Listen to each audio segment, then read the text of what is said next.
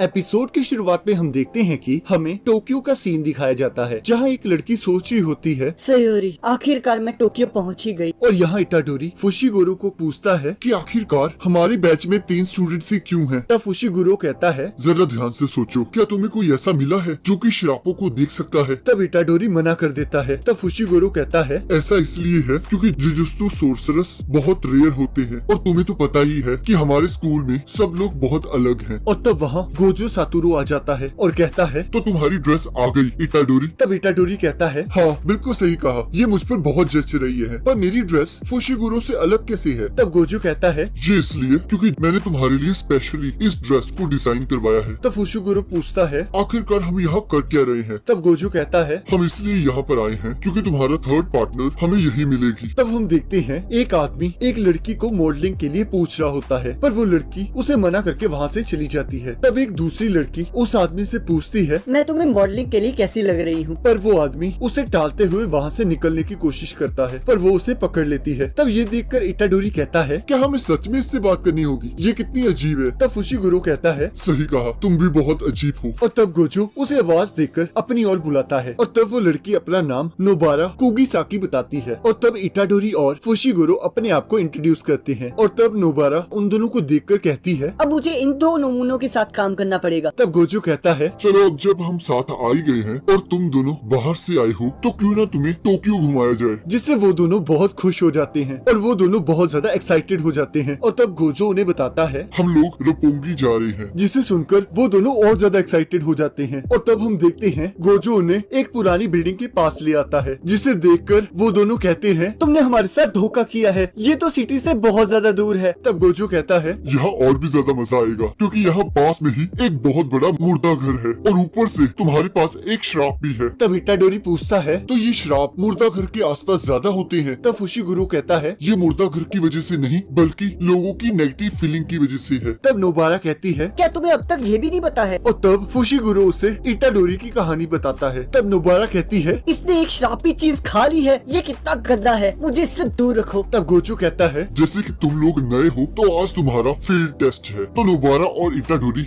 जाओ और इस बिल्डिंग के श्राप को मार डालो। तब इटाडोरी पूछता है, जरा रुको, मुझे तो लगा था एक श्राप को बस एक श्राप ही मार सकता है, पर मुझे तो कुछ जुजुत्सु आता ही नहीं। तब गोजो कहता है, अगर तुम थोड़ा ध्यान दो तो तुम खुद आधे श्राप बन चुके हो। तुम्हारी रगों में खून की जगह श्राप बह रहा है और वैसे भी तुम एक दिन में उसे कंट्रोल करना नहीं सीख पाओगे, तो तुम इस वेपन को यूज करना। ये कर्स एनर्जी के अंदर रखा हुआ था, तो इससे वो श्राप मर जाएगा। और हाँ, एक बात याद रखना, सुकुना को बाहर मत आने देना, क्योंकि अगर तुम उसे यूज करोगे तो तुम्हारे आसपास के सारे श्राप मर जाएंगे और साथ ही साथ तुम्हारे आसपास जो भी इंसान होंगे वो भी मर जाएंगे। तब इटाडोरी कहता है, चिंता मत करो, मैं उसे बाहर नहीं आने दूंगा। और वो दोनों बिल्डिंग के अंदर चले जाते हैं। तब इटाडोरी सारे रूम्स को चेक करने लगता है और यहाँ फुशिगुरो कहता है, शायद मुझे भी उनके साथ जाना चाहिए। तब गोजो कहता है, तुम रेस्ट करो, तुम अभी भी पूरी तरह ठीक नहीं हुए हो। तब फुशिगुरो कहता है, पर किसी न किसी को तो इटाडोरी पर नजर रखनी होगी। तब गोजो कहता है, पर फिलहाल के लिए तो हम नोबारा को टेस्ट कर रहे हैं। तब नोबारा कहती है, ये अच्छी बात नहीं है, मैं इतनी दूर इन श्रापों को मारने आई हूँ। तब इटाडोरी कहता है, तो फिर तुम यहाँ क्यों आई हो? तब नोबारा कहती है, चलो एक काम करते हैं, हम लोग डिवाइड हो जाते हैं और जल्दी से श्राप को ढूंढकर सुशी खाने जाएंगे। तब इटाडोरी कहता है, हमें इसे सीरियसली लेना चाहिए, ये श्राप खतरनाक होते हैं। तब नोबारा इटाडोरी की लात मारती है और कहती है, चुप कर जाओ और जाकर श्राप को ढूंढो। तब इटाडोरी कहता है, क्या तुम पागल हो गई हो? तब नोबारा कहती है, इसीलिए कोई लड़की तुम्हें पसंद नहीं करती। तब इटाडोरी कहता है, तुम्हें इसके बारे में कैसे पता? और तब हम देखते हैं एक श्राप इटाडोरी पर हमला कर देता है, पर इटाडोरी उसका एक हाथ काट देता है और तब वो दोनों आपस में लड़ना स्टार्ट कर देते हैं। पर हम देखते हैं इटाडोरी उसे बड़े आराम से हरा देता है। और यहाँ गोजो कहता है, ये इटाडोरी पागल है, पर ये लड़का बिल्कुल भी डरता नहीं है। चाहे कोई भी श्राप जितना मर्जी डरावना हो, चाहे ये मरने ही वाला क्यों ना हो, पर फिर भी ये रुकता नहीं है। ये लड़का तो कल तक नॉर्मल लाइफ जी रहा था और आज ये ऐसा कमाल कर रहा है। तुमने कई तरह के जुजुत्सु सोर्सेस को देखा होगा जिनके पास यूनिक एबिलिटी होती है, पर वो भी कई बार डर जाते हैं। पर आज हम ये देखेंगे क्या नोबारा भी पागल है या नहीं। और यहाँ हम देखते हैं नोबारा कहती है, ओ श्राप, बाहर आ जाओ। हाँ, वही जो वहाँ छुपा हुआ है, और अगर तुम बाहर नहीं आए तो मैं तुम्हें तुम्हारे बिल से बाहर निकाल दूंगी। तब फुशिगुरो कहता है, पर नोबारा को तो एक्सपीरियंस है ना, तो उसका टेस्ट लेने का क्या फायदा? तब गोजो कहता है, जैसे कि तुम जानते ही हो, श्राप ह्यूमन की फीलिंग से ही ताकतवर होता जाता है और जितने ज्यादा ह्यूमंस होते हैं उतना ज्यादा वो श्राप ताकतवर होता जाता है। तो तुम्हें क्या लगता है नोबारा को पता होगा कि टोक्यो के श्राप श्राप उसके होम टाउन से कितने डिफरेंट है। और यहाँ हम देखते हैं नोबारा अपने हथौड़े से कीलों को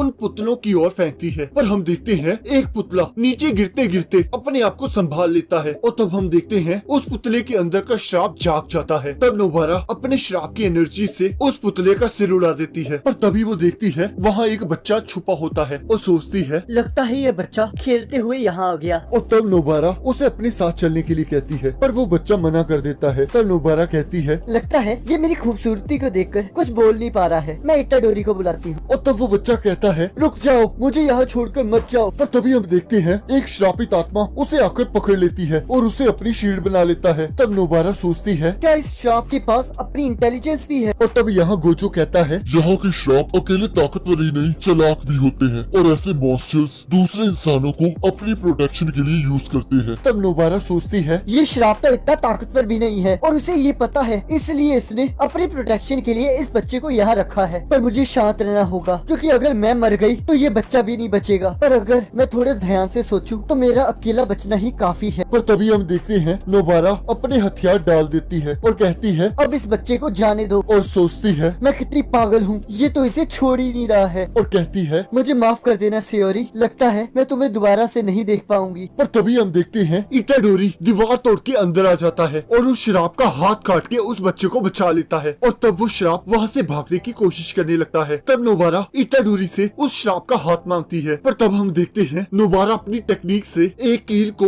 एक डोल और उसके हाथ के बीच में से गुजारती है और तब हम देखते हैं वो श्राप पूरी तरह से खत्म हो जाता है। और तब यहाँ गोजो कहता है ओ ये भी पागल है। तब हमें नोबारा का पास दिखाया जाता है जहाँ वो बता रही होती है कि जब मैं फर्स्ट क्लास में थी तब सायोरी टोक्यो से हमारे शहर रहने आई थी और वो बहुत क्यूट और काइंड थी, पर फिर भी सभी लोग उसे आउटसाइडर समझते थे और आखिर में उनकी वजह से सायोरी को वहाँ से जाना पड़ा। वो हमेशा मुझे अच्छी अच्छी चीजें खिलाया करती थी और अगर मैं भी उस शहर में रुकती तो मैं भी। और तब यहाँ इटाडोरी कहता है इसलिए मैंने तुम्हें कहा था कि ये श्राप खतरनाक होते हैं, पर तुम तो मेरी बात सुन ही नहीं रही थी। तब नोबारा कहती है पर तुमने तो कभी ये चीज कही ही नहीं कि अकेले जाना खतरनाक होगा। पर मुझे अब बताओ आखिरकार तुम खाते क्या हो? तुमने इन हाथों से इस दीवार को तोड़ा कैसे? तब इटाडोरी कहता है ये इतनी भी स्ट्रॉन्ग वॉल नहीं थी। तब नोबारा कहती है पर फिर भी काफी लोग ऐसा नहीं कर सकते। तब इटाडोरी कहता है अच्छा ऐसी बात है। वैसे तुम तो मुझसे बहुत सारे क्वेश्चन पूछ रही हो, पर मेरा भी एक क्वेश्चन है, आखिरकार तुम जुजुत्सु टेक में क्यों आई हो? तब नोबारा कहती है क्योंकि मुझे अपना शहर पसंद नहीं था और मैं हमेशा से टोक्यो रहना चाहती थी और यही एक रास्ता था जिससे मैं बिना पैसों की टेंशन से यहाँ आ सकती थी। तब इटाडोरी कहता है तुम कुछ पैसे बचाने के लिए अपनी लाइफ रिस्क में डालने के लिए तैयार हो? तब नोबारा कहती है हाँ बिल्कुल, क्योंकि असल में मैं ऐसी ही हूँ। तब हमें दोबारा से नोबारा का पास दिखाया जाता है जहाँ वो कहती है अगर मैं उस शहर में रुकी होती तो मैं अब तक मर चुकी होती। सायोरी देखो मैं टोक्यो आ गई। अगर यहाँ हम एक दूसरे से मिले तो मुझे उस बेकरी में लेकर जाना जिसके बारे में तुमने बताया था। और यहाँ नोबारा कहती है तो इसी वजह से मैं तुम्हें शुक्रिया कहती हूँ। अगर तुम यहाँ नहीं आते तो हम दोनों मारे जाते और मेरा फ्यूचर इतना अच्छा नहीं होता। तब इटाडोरी कहता है तो इसका मतलब है हम सबके पास अपने अपने रीजन है यहाँ आने की। तब नोबारा कहती है छोड़ो इसे, मैंने पहले ही तुम्हें थैंक यू कह दिया है। और यहाँ वो लोग उस बच्चे को उसके घर छोड़ देते हैं। और तब गोजू कहता है तो चलो क्यों ना अब खाना खाया जाए। और तब इटाडोरी और नोबारा फिर से एक्साइटेड हो जाते हैं। और तब गोजू फुशिगुरो से भी पूछता है, पर वो अपने फोन में बिजी होता है। और तब वो तीनों उसे छोड़कर वहाँ से जाने लगते हैं। और तब यहाँ नोबारा इटाडोरी से कहती है ये बहुत लंबा दिन था तो तुम जाओ और मेरा सामान ले आओ। तब इटाडोरी कहता है मुझे लगा हम दोनों का हिसाब पूरा हो गया है। तब नोबारा कहती है हम मेरी श्रापित एनर्जी की वजह से जीते हैं, तो तुम्हें कोई प्रॉब्लम है? और तब इटाडोरी फुशिगुरो से पूछता है तुम इतना क्यों चुपचाप घूम रहे हो? तब गोजू कहता है क्योंकि इसे लड़ाई करने को नहीं मिली ना, इसलिए। तब नोबारा कहती है ओ बेचारा बच्चा। और तब इटाडोरी जोर जोर से हंसने लगता है। और यहाँ हमें बताया जाता है टोक्यो सिटी की वेस्ट साइड में एक डिटेंशन सेंटर के ऊपर कुछ मामूली लोगों को स्पेशल श्राप से बना एक अंडा दिखाई देता है, जो कि एक स्पेशल श्राप का काम होता है। क्योंकि ये एक इमरजेंसी सिचुएशन थी तो 3 न्यू जुजुत्सु टेक स्टूडेंट्स को वहाँ भेजा गया और उनमें से